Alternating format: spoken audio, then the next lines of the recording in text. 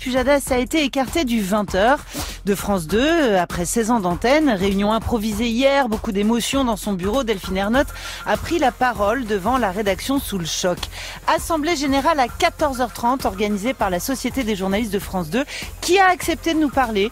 Son président Manuel Tissier est en reportage à Nancy. Il sera au téléphone avec l'Instant M parce qu'à France Télé, les tensions autour de l'information ne datent pas d'hier parce que ni le directeur de l'info ni le journal de Pujadas ne faisaient l'unanimité. Voilà, donc Manuel Tissier au téléphone avec nous tout de suite et puis ensuite Marie-Christine Saragosse. Bonjour Manuel Tissier. Bonjour. Vous représentez la SDJ, c'est-à-dire la Société des journalistes de France 2. Il y a pile un an, en avril 2016, les rédactions de France 2, France 3, France TV Info ont voté une motion de défiance à 65% contre Michel Field, votre directeur de l'information. Quel est l'état de vos relations avec votre direction depuis cette motion l'année dernière ? On communiquait, on avait des projets communs, et notamment celui de parler, de réfléchir sur la rédaction, sur la manière de traiter l'information, au regard du nouveau paysage politique, notamment l'information politique, mais pas que l'information politique, comment faire des sujets, ce qui est notre pain quotidien. Et jusqu'à hier, on pensait qu'on allait pouvoir en parler. Et en fait, patatras, tout ce qu'on pensait avoir mis en place comme retissage de liens de confiance s'est effondré en 2 temps.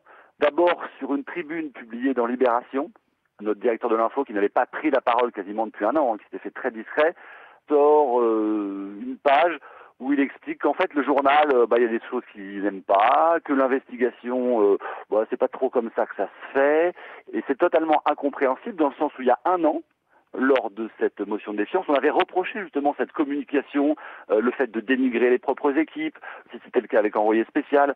Donc là, c'est une nouvelle fois la preuve que le patron de l'info ne s'occupe pas de ce qu'il y a dans ses journaux, ne parle pas à ses équipes, mais il est directeur de l'info. Tous les jours, il peut venir en conférence de rédaction, ce qu'il ne fait quasiment jamais. Tous les jours, il a un petit ordinateur qui s'appelle le conducteur, il peut regarder ce qu'il y a dans les journaux, il peut intervenir, c'est son métier.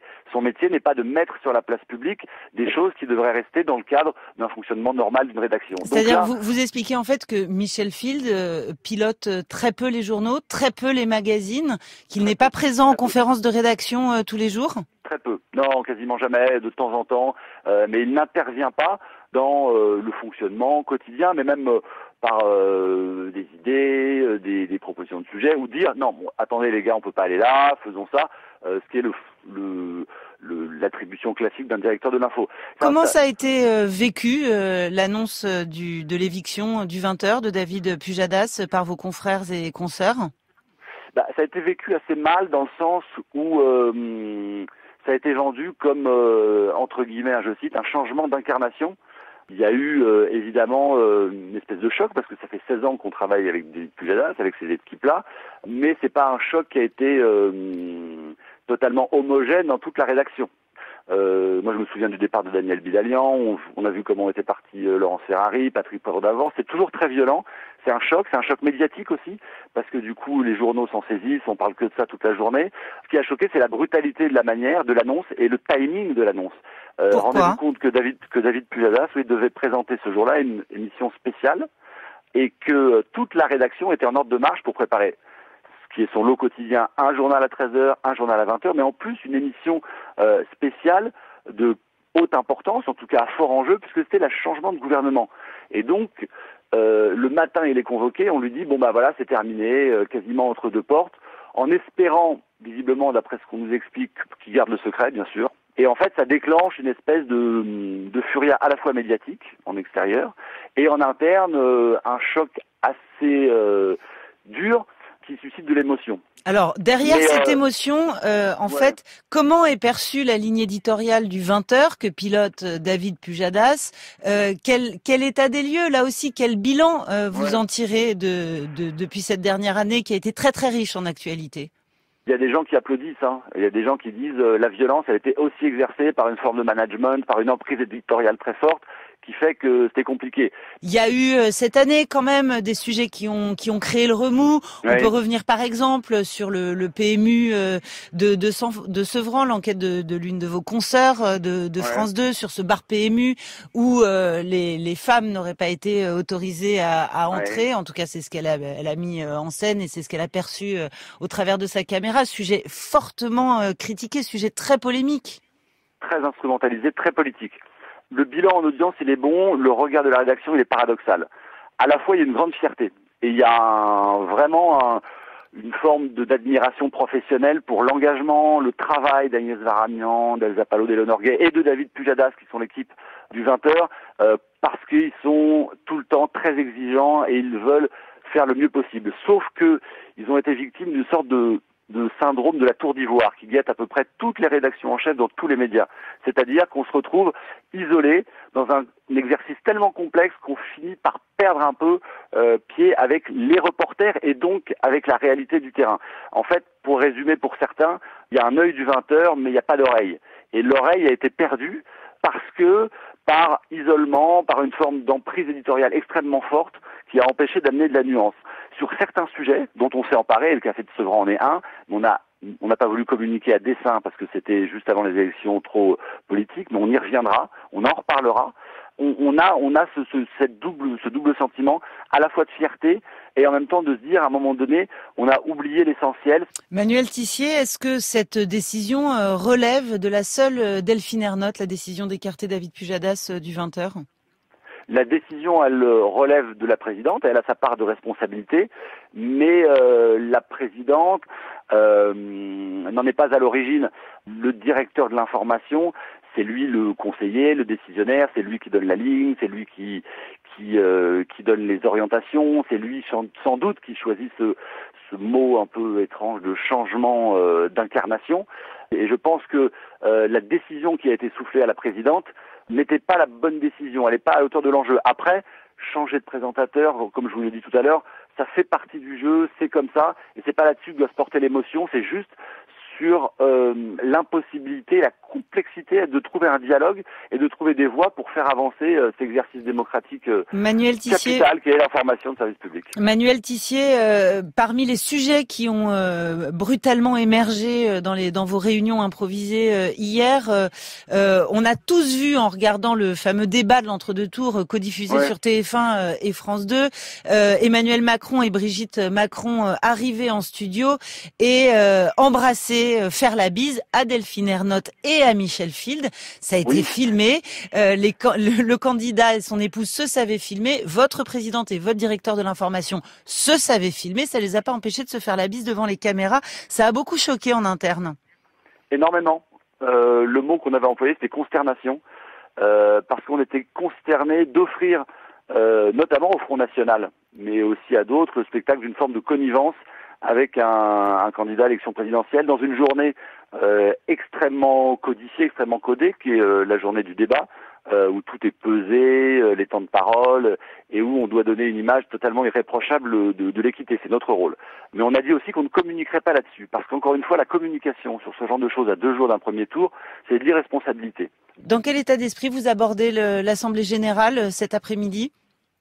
Il s'agit de nous de garder une forme de cap, d'unité dans ce qui est notre métier de fond, de ne pas s'attacher à de l'affect, mais s'attacher à une espèce de ligne extrêmement rigoureuse autour de quels sont nos fondamentaux, l'indépendance de la rédaction, et d'essayer de naviguer là-dedans sous l'œil aiguisé de tous les médias, parce qu'évidemment, et c'est normal, France Télévisions, ça intéresse, c'est l'information de service public avec l'argent du public, comme chez vous, c'est à Inter. Donc c'est normal qu'il y ait ce regard, mais du coup, ça met aussi des enjeux sociaux, des enjeux politiques qui sont multiples. Voilà, donc c'est complexe, donc on attend que tout le monde puisse s'exprimer autour de ce que l'on veut faire et surtout de ce que l'on veut faire avec notre direction de l'info. Et est-ce qu'on a confiance alors qu'il y a un an, on avait perdu confiance.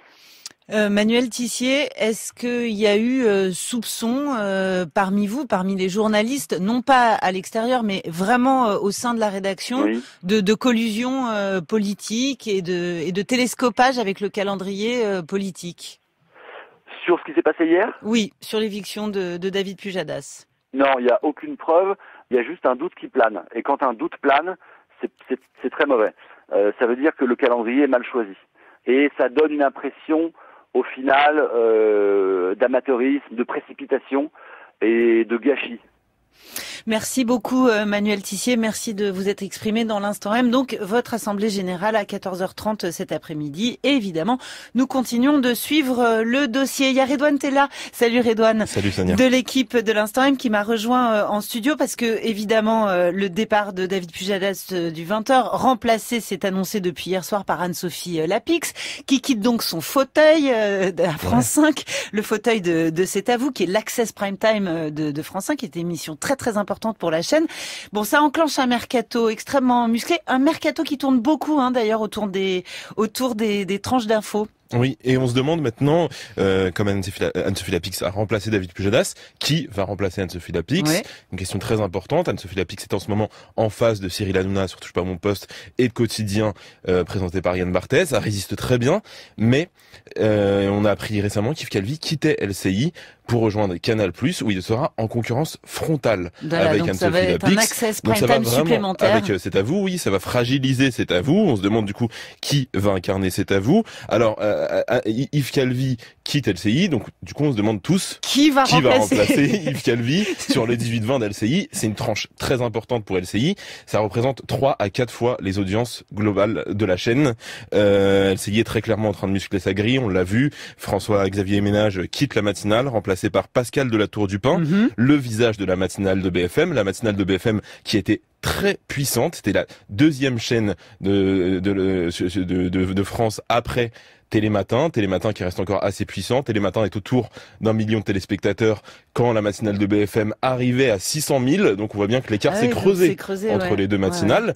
Mais on a appris ce matin, le Parisien l'annonce, William Lémerger quitte le Télématin après 30 ans sur France 2. William Lémerger, c'était le visage de Télématin. Emmanuel Macron dit d'ailleurs assez souvent que Télématin est son émission préférée. Il adore William Lémerger, donc on peut plus accuser... Voilà, on peut pas soupçonner l'Élysée, ni d'écarter David Pujadas, ni d'écarter William Lémerger. Il adore Télématin. On pense très fort au nouveau président Télématin. Donc William Lémerger, c'est une surprise. Oui. Il quitte Télématin pour rejoindre C8, où il va animer le midi. Et c'est produit par Cyril Hanouna, qui est encore une fois omniprésent sur la chaîne qui tire les ficelles de Canal. Et ce devrait être à la place de Daphné Burki. Voilà. Pendant ce temps-là, on sait que Patrick Cohen quitte France Inter pour rejoindre Europe 1 où il va remplacer Thomas Soto, mais on ne sait pas ce que Thomas Soto va faire l'année prochaine et on ne sait pas non plus ce que David Pujadas va faire l'année prochaine. Le mercato continue.